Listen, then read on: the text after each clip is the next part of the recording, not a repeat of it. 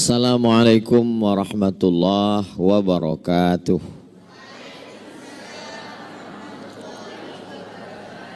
Alhamdulillah wassalatu wassalamu ala Rasulillah wa ala alihi wa sahbihi wa man tabi'ahu wa mawalah. Subhanaka la ilma lana illa ma 'allamtana innaka antal alimul hakim. Rabbi shrah li sadri wa yassir li amri wahlul 'uqdatam min lisani yafqahu qawli. Ciri daripada masyarakat Melayu dalam berbahasa adalah berpantun. Boleh saya berpantun? Kalau tuan ke Bandar Seri Begawan, belikan saya satu tembikar. Ustazah Fatimah membaca Al-Quran, hati saya pula yang berdebar-debar. Saya belum pernah lagi kalau buat tazkirah pengajian beliau baca Quran, belum pernah. Baru sekali linah di Brunei Darussalam. Biasa kalau dia ada tahsin, ada tajwid, dia punya program sendiri. Saya punya program sendiri. Hari ini Masya Allah saya dimaklumkan oleh Puan Khadijah. Saya tanya tadi di jalan, kita dengan siapa kajian ini? Kata beliau, kita akan jumpa dengan semua perempuan-perempuan di Brunei Darussalam. Mudah-mudahan pertemuan kita ini diridhai Allah Subhanahu wa taala. Jadi kami yang lelaki hari ini adalah kaum minoriti di tengah perempuan yang solihah-solihah. Yang pertama kali masuk Islam itu lelaki atau perempuan?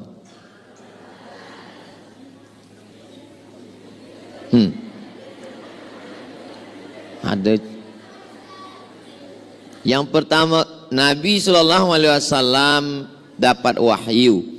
Iqra bismi rabbikal ladzi khalaqa khalaqal insana min 'alaqin iqra wa rabbukal akramul ladzi 'allama bil qalami 'allamal insana ma lam ya'lam. Selepas itu dia balik. Dia menggeletar sejuk, diselimuti oleh Khadijah. Dan Khadijah membawa Nabi Muhammad SAW kepada seorang lelaki saudara dia namanya Waraqah bin Naufal. Kata Waraqah, yang turun itu adalah malaikat Jibril yang dulu pernah turun kepada Ibrahim, yang pernah turun kepada Musa, yang pernah turun kepada Isa, dan sekarang dia turun kepada Nabi Muhammad SAW.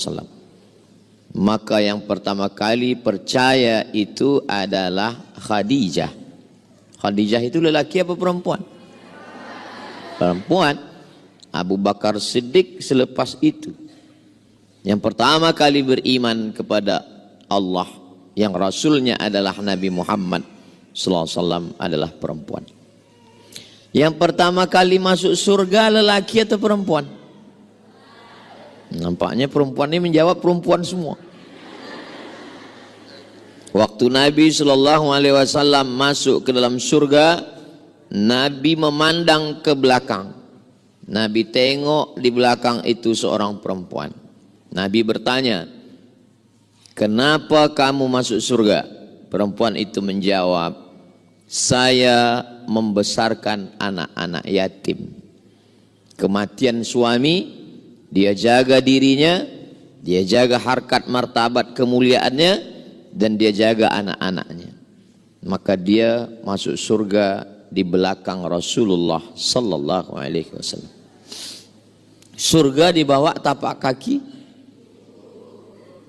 Belum ada lagi hadis surga di bawah tapak kaki ustaz. Tak ada. Ada seorang lelaki datang menjumpai Nabi Muhammad SAW. Saya nak ikut perang jihad supaya saya mati fisabilillah masuk surga. Kata Nabi, alaka min ummin, ibu engkau masih hidup? Kata dia, ada. Kata Nabi, ilzam rijlaiha fathammal jannah. Kau jaga kedua kakinya, maka engkau akan masuk surga.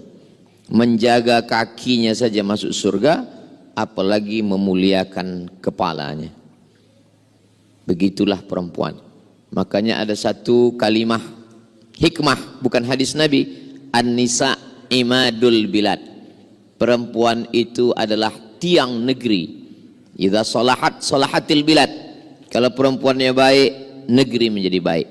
Wa idza fasadat, kalau perempuan rosak, fasadatil bilad, maka negeri pun menjadi baik. Saya sudah datang ke Brunei Darussalam dari tahun 2007. Sekarang sudah 2024. Barulah saya tahu rahasianya kenapa Brunei Darussalam ini baik. Rupanya karena ada perempuan-perempuan yang baik. Yang baru hari inilah jumpa saya secara khas. Selama ini dia di belakang saja, tak nampak. Hari ini Masya Allah, tabarakallah. Langkah rezeki, pertemuan, maut, kuasa Allah subhanahu wa ta'ala. Tajuk kita pagi ini mengelakkan fitnah wanita akhir zaman. Saya ringkaskan pada 7 fitnah. Kenapa 7 Ustaz? Kalau nanti ada Ustaz yang sebutkan fitnah wanita ada 10, ilmu dia lebih banyak. Kalau ada Ustaz yang katakan fitnah wanita ada 3, waktu dia lebih sikit. Saya hadkan pada 7 supaya kita boleh ingat baik-baik. Yang pertama fitnahnya adalah la takhda'na bil qaul. Jangan bersuara lemah gemulai. Tak boleh. Sebab kenapa tak boleh? Yatma'alladzi fi qalbihi marad. Ada lelaki fi qalbihi marad, di dalam hatinya ada penyakit. Bila dia dengar suara perempuan yang lemah gemulai mendayu-dayu, dia terus macam kerasukan setan. Sebenarnya setan tak ada ganggu dia. Banyaklah perempuan asal suami tak sembayang adu pada ustaz, minta bacakan ayat, hembuskan ke air. Ustaz tolong bacakan ayat ke air ni, kenapa nampaknya suami saya diganggu setan. Bila kita bacakan, biasa kalau orang diganggu jin, hantu, setan, kita bacakan ayat, dia ada respon, dia ada macam. Tapi yang ini tak ada pun. Rupa-rupanya setan tak ada ganggu dia. Kata setan, saya memang dah lama tak ganggu sebab dia lebih parah dari saya lagi, kata setan. Jadi tidak boleh bersuara mendayu-dayu, lemah gemulai, lembut-lembut. Jadi mana tahu ada orang miss call, salah sambung telefon. Dia telepon, Assalamualaikum. Waalaikumsalam. Ini di mana? Bandar Sri Begawan. Tak boleh. Sebab berawal dari suara. Lelaki tidak melihat, dia dengar suara, dan suara itu Masya Allah. Jadi bersuara biasa-biasa saja. Tak perlu ada suara ni macam berangin-angin sikit. Nanti saya sebutkan macam perempuan pula bunyi saya, na'udzubillah. Jadi perempuan dari mula suara. Makanya ada setengah ulama mengatakan sautul mar'ati auratun. Suara perempuan aurat. Setengah, tak banyak. Nanti bila ada orang mengatakan, betul ke Ustaz Abdul Somad suara perempuan itu aurat?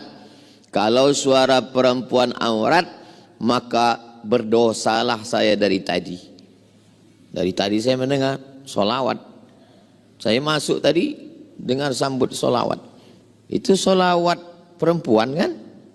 Kalau begitu berdosalah mendengar solawat. Berdosalah mendengar suara perempuan membaca Quran. Itu kan istri ustaz. Lelaki yang lain tak mahram dengar suara. Maka makna suara perempuan boleh menjadi aurat kalau suara itu takhda'na bil qaul, merendah, mendayu, lemah gemulai, terlalu lembut, dibuat-buat.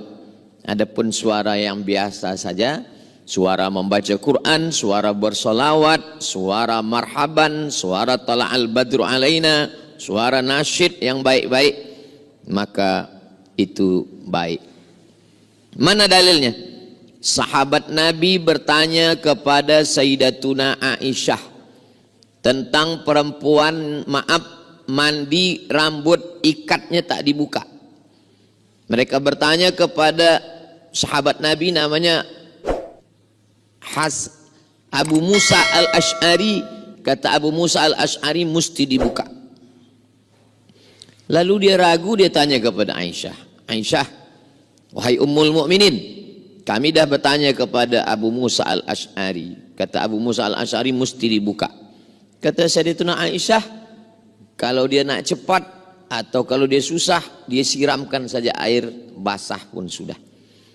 Macam mana sahabat lelaki boleh mendengar suara Aisyah? Kalau suara itu aurat, itu menunjukkan suara mengajar boleh. Khudhu nisfadinakum min Humaira. Ambil setengah agama Islam ini dari Humaira, dari perempuan yang kulitnya putih kemerahan kena cahaya matahari, Aisyah. Setengah agama ini diambil daripada Aisyah. Macam mana riwayat tentang Nabi wudu, macam mana Nabi mandi, macam mana Nabi dalam bilik, macam mana Nabi dalam rumah, itu riwayatnya daripada Sayyidatuna Aisyah. Macam mana dia meriwayatkan hadis kalau suara dia tak terdengar. Ini menunjukkan bahwa suara jalan tengah. Yang kiri mengatakan suara boleh sama sekali, yang kanan mengatakan suara tak boleh sama sekali. Wa kadzalika ja'alnakum ummatan wasata, yang pertengahan, suara ada yang boleh, ada yang tak boleh. Suara yang halal, suara mengajak kepada amar ma'ruf nahi mungkar. Adakah ustazah di Mesir itu? Ada ahli tafsir namanya Profesor Dr. Ustazah Syekhah Aisyah binti Syati.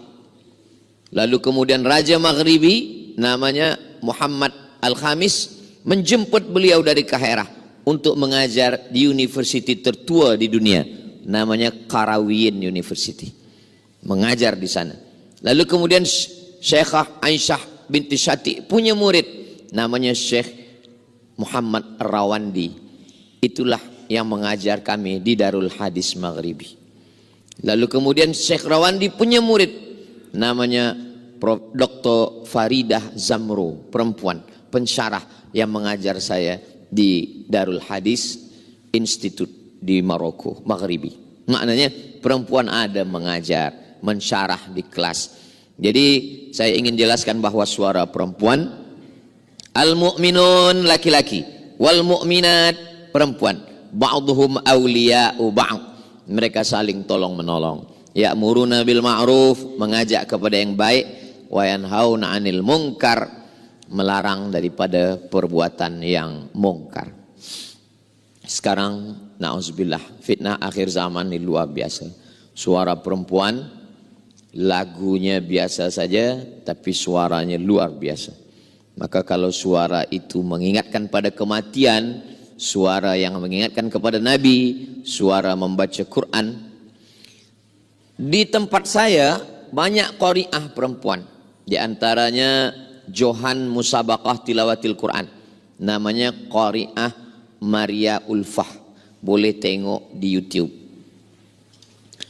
Tapi bila saya ke Mesir, tak ada qari'ah perempuan. Saya heran. Lepas tu saya tanyalah sahabat saya yang orang Mesir, namanya Mukmin. Mukmin, ya. Tempat saya ada qari'ah perempuan. Kenapa di sini tak ada qari'ah perempuan? Kata Mukmin, tempat engkau bila ada qari'ah perempuan, orang dengar suaranya. Tempat kami bila ada qari'ah perempuan, orang tak dengar suaranya, tengok mukanya. Jadi lain tempat, lain adat, lain lubuk, lain padang, lain belalang, lain lubuk, lain ikannya. Nah, itulah mengapa di Arab jarang qari'ah perempuan. Sebab apa? Sebab mungkin adat istiadat, sebab kebiasaan. Tapi hukum asalnya suara perempuan itu al-aslu fil asya al-ibahah. Hukum asalnya boleh, halal. Bila dia menjadi haram, kalau menyebabkan perbuatan maksiat. Bila dia menjadi haram, kalau memancing nafsu syaitan dan kepada yang buruk. Dalil pengambilan hukum dalam Islam ini ada 10. Quran, hadis, ijma', qiyas, syar'u man qablana, sadduz zara'i, qaulus sahabi, istihsan, istishab, urf. Salah satu dari yang 10 ini adalah sadduz zari'ah. Sadduz zari'ah menutup celah, menutup lubang. Apa hukum lelaki perempuan tidak mahram duduk di tepi lebuh raya yang ada kerusi? Setengah orang mengatakan mubah, boleh. Sebab dia tak berdua-duaan, dia tidak berkhalwat. Sebab ada orang ramai lalu lalang. Tapi setengah ulama mengatakan haram. Mana dalilnya haram? Sadduz zari'ah, menutup celah. Ustaz Abdul Somad, ya. Apa hukumnya saya ambil number kawan saya, sesama penuntut ilmu pelajar? Dia belajar, saya belajar. Saya ambil number dia. Dia perempuan, saya lelaki. Kata saya haram. Mana dalilnya? Dalilnya sadduz zari'ah. Berawal dari ambil number, lama-lama say hello, lama-lama dan seterusnya. Maka menutupnya itu lebih baik daripada membuka. Oh, jadi kalau kami ambil tak boleh? Tak boleh, haram. Ustaz, kenapa boleh? Sebab ada istri saya tengok. Jadi dalil pengambil hukum tidak hanya sebatas had terhad pada Quran dan Sunnah. 10 itu dikaji dalam ilmu namanya usul fiqh. Kalau halal, haram, makruh, mubah, sunat, sunan muakkad, itu namanya fiqh. Adapun ilmu yang menghasilkan hukum itu namanya usul fiqh. Usul adalah asas dasar daripada keluarnya hukum itu. Usul fiqh. Begitulah tentang fitnah yang pertama. Rasa-rasa dari penjelasan saya yang pertama nih, muslimat-muslimat semua pernah tak mendengar suara yang merosakkan umat? Rasa-rasanya yang saya cakapkan ini ada tak terjadi zaman sekarang? Alhamdulillah. Kalau yang saya khawatirkan itu bila saya tanya, yang saya sampaikan ini ada tak? Rasanya tak ada lah Ustaz Somad. Bila rasa ada, berarti rasa yang saya tahu, yang saya rasakan, yang saya sampaikan ini rupanya terasa juga oleh jamaah. Baik suara penyanyi, atau suara reporter, atau suara pengacara, atau suara apapun dia, kalau menyebabkan terbukanya pintu perbuatan maksiat. Bagi lelaki bila dia dengar, dia matikan. Sebab apa? Sebab itu pintu masuknya setan. Setan itu, kerja setan itu macam menengok api di lalang kering. Bila ada api, baru setan kerja dia mengkipasnya saja. Kalau tak ada api, dia tak boleh. Apinya itulah suara perempuan itu. Bila ada suara itu, baru dia kipas. Makanya bila ada api, kita siram lekas dengan air, padam. Selepas padam, setengah mati setan mengkipas, dia tak akan. Sebab pintunya sudah ditutup. Pintu melalui telinga. Inna sam'a, dari telinga, wal basar, mendengar suara ingin menengok. Selepas nampak berfikir. Inna sam'a, pendengaran, wal basar, pandangan, wal fuad, hati dan pikiran. Dari telinga masuk ke mata, masuk ke hati, masuk ke pikiran, digerakkanlah kepada kaki, tangan, lisan, maaf, kemaluan, semuanya. Maka ditutup dari pendengaran yang tak baik. Yang kedua, la yadribna bi arjulihinna, tak boleh memukulkan kaki ke lantai. Apa pula ni perempuan tak boleh memukul kaki ke lantai? Sengaja dipasang gelang yang berbunyi di kaki. Selepas itu bila lalu dipukulkan ke lantai, supaya dia berbunyi bergemerincing, kerincing, kerincing, kerincing, kerincing, untuk menarik perhatian orang banyak. Saya pernah bertamu ke rumah orang. Saya duduk di bawah. Tiba-tiba saya dengar kerincing. Rumah dia 2 lantai, ada tangga. Saya tengok, tertunduk balik. Suara kerincing. Dalam hati saya, rupanya yang disampaikan Nabi 14 abad lampau ada terjadi zaman sekarang. Bunyi kaki gemerincing. Alhamdulillah, anak saya tidak saya pakasi bagi gelang kaki gemerincing. Sebab apa? Anak saya lelaki. Tapi ada orang bagi hadiah. Ustaz Abdul Somad, ini saya bagi gelang kaki. Kata saya, anak saya lelaki Tuan Haji. Ustaz pakaikan kejap, ambil gambar, lepas tu buka balik. Nak senangkan hati saja. Sebab adat kampung kami suka kalau budak kecil dipakai ke gelang kaki. Katanya. Saya pakaikan kejap, ambil gambar, kirim pada dia, lepas tu saya simpan sampai sekarang. Apa maknanya? Kalau hanya setakat itu tak apa, atau tak berbunyi. Tapi makna ayat ini sebenarnya bukan khas pada gelang saja. Semua yang menyebabkan mata orang tertengok, maka dia boleh menjadi haram, sama macam hukum gelang kaki tadi. Dipakai kasut yang tumitnya 15 cm. Dia berjalan, kita yang sakit jantung menengok dia lalu, dipakai. Maka ada orang bertanya ke saya, Ustaz Abdul Somad, ya, betulkah ada hadis yang melarang tak boleh mengikat rambut ke asnimatil bukhti, seperti punuk onta? Itu pun sebenarnya daripada ayat ini juga. Inti daripada maksudnya adalah mencari perhatian, iltifatun nazar, membuat orang terpandang. Jadi kalau hanya setakat rambut panjang kemudian dia ikat. Sebab bila rambut ni tak diikat, rambut ni kemana-mana. Bila nanti sampai rumah dibuka, waktu membuka tu rambut ke hadapan, laki masuk bilik, dia baca ayat kursi. Ini aku bang bini engkau, kata. Bukan hantu. Ini maknanya bila dia ikat sikit, agak naik sikit, tak apa. Sebab maknanya bukan tak boleh mengikat. Maknanya sengaja memang dipasang tinggi ke atas. Supaya apa? Supaya ditengok orang. Sebab ada salah satu sifat perempuan, dia ingin supaya ditengok, dipandang, diperhatikan. Itulah mengapa suami mesti memperhatikan istri. Sebab bila suami tak memperhatikan, tak membagi pujian, dia ingin diperhatikan orang lain. Melalui apa? Melalui social media.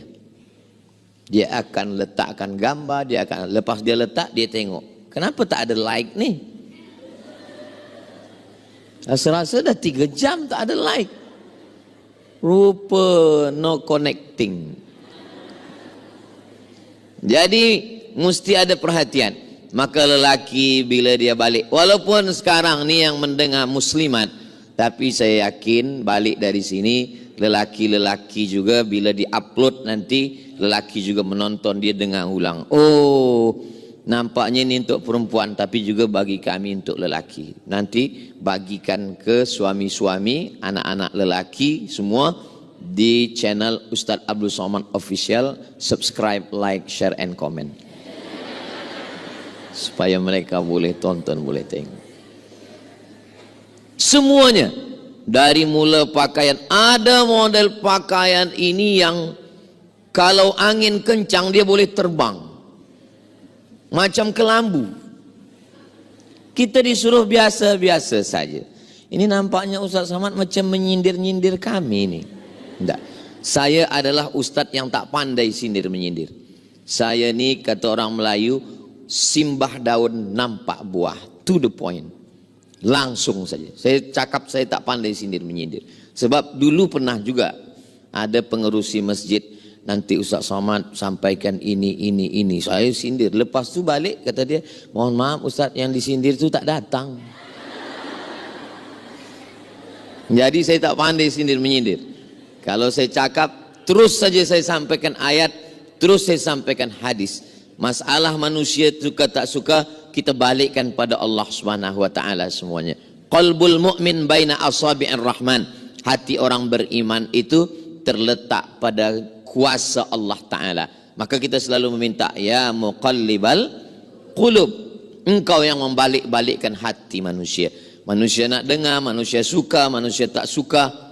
Dan almarhumah mak saya selalu nasihatkan, kau sampaikan saja ayat Allah, kau sampaikan saja hadis Rasulullah. Manusia suka tak suka, yang penting Allah suka. Maka dulu awal-awal saya bawa almarhumah mak saya ke masjid, masjid besar, penuh orang ramai. Saya sangka bila balik nanti dia akan katakan, oh ramai orang datang tadi. Bila balik dia tanya, engkau tak ada pelihara jin kan? Apalah maknya, kata dia. Saya ni ustaz.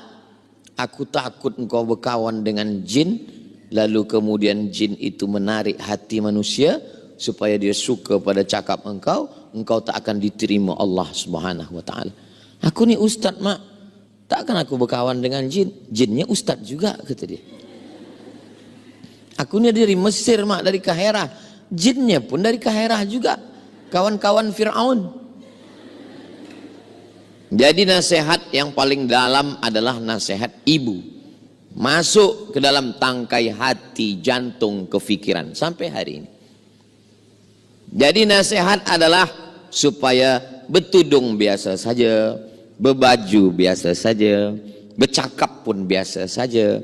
Engkau berlebih bukan kerana tudungmu, engkau berlebih bukan kerana pakaianmu, engkau berlebih kerana akhlak di hadapan Allah Subhanahu wa taala. Pertama suara, yang kedua kaki, yang ketiga la tabarrajna tabarrujal jahiliyatil ula, jangan bersolek-solek jahiliyah dulu. Rupanya jahiliyah zaman dulu pun sudah tahu bersolek. Makna yang tak boleh ini adalah membuat sesuatu yang sudah elok menjadi lebih dan itu menurut perasaan dia saja. Sebenarnya orang yang menengok biasa saja. Tapi wala umanniyannahum, kata setan, wala umanniyannahum, aku buat dia selalu bersangka-sangka, berhalusinasi, menyangka akulah paling cantik, akulah paling elok, akulah paling, pasang sini, pasang sini, pasang ini, padam lampu. Bila pergi tempat walimah, orang senyum, kita pun senyum. Orang gelak, kita pun gelak. Rupanya yang digelakkan orang kita. Sebelah hijau, sebelah biru. Jadi sebetulnya Islam ni susah betul, Ustaz Abdul Somad. Islam tak susah. Sebab Islam ingin kita natural, kita tabi'i, kepada tabiat awal. Makanya tidak boleh, hadisnya diriwayatkan oleh Abdullah bin Mas'ud radhiyallahu an. La'anallahul washimat, Allah melaknat perempuan tukang tato. Karena zaman dulu yang membuat tato itu perempuan. Diletak di sini, nanti bila puan muslimat pergi umrah, cuba tengok orang-orang yang Arab Badui. Orang Arab Badui nampak, nanti tatonya di sini, di sini. Masih ada lagi zaman sekarang. Nampak bekas tato. Sini, di sini, di sini. La'anallahul washimat, Allah melaknat tukang buat tato. Wal mutashimat, minta buatkan.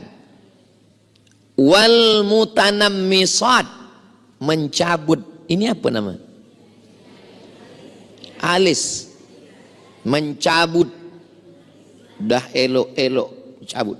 Wal mutafallijat, gigi dipotong ke. Wal mughayyirat, merubah lil husni, merubah yang dah elok menjadi merasa lebih. Adapun yang maaf memang kurang, nauzubillah, lahirnya kurang, entah bentuk gigi apa kurang, dia senyum kita pengsan. itu boleh. Dia buat operation pada doktor. Ini doktor. Sebab ini tidak normal, tidak tabi'i, tidak seperti nature. Maka dia boleh balikkan kepada bentuk semula, boleh. Bentuk tumbuh rambut, atau alis ni sebelah tumbuh, sebelah tidak. Kemudian pergi ke Turki, Istanbul untuk menanam. Rambut ni boleh ditanam, itu boleh, sebab balik kepada bentuk normal. Sebab bila dia pertahankan macam itu, orang pula berbisik-bisik, tertanya-tanya, kenapa hilang? Entahlah, kena sambar petir, kata dia. Adapun yang sudah elok, bila manusia merubah sekali, kata setan, ubah 2 kali. Pertama ubah ini, setelah itu ubah ini. Kata setan, ini kurang panjang, kuncupkan sikit. Nanti buatkan lesung pipit sini. Sudah ada sini, buatkan sini, buatkan sini. Saya macam-macam. Ini. Na'udzubillah. Semua. Padahal sebenarnya itu dia saja dalam pikirannya merasa. Karena bisikan setan. Sebetulnya kita yang menengok biasa saja. Orang yang sudah berpuluh kali operation, bila kita tengok, muka orang sama semua. Muka yang buatan manusia itu sama. Saya bila bercakap macam ini, baik muslimat yang ada di masjid, salihin, maupun yang mendengar melalui streaming atau yang nanti melalui channel, kunci mendengar tazkirah Ustaz Abdul Somad dan ustaz-ustaz lain satu saja, jangan tersinggung. Beberapa jamaah mendengar tersinggung balik meninggal.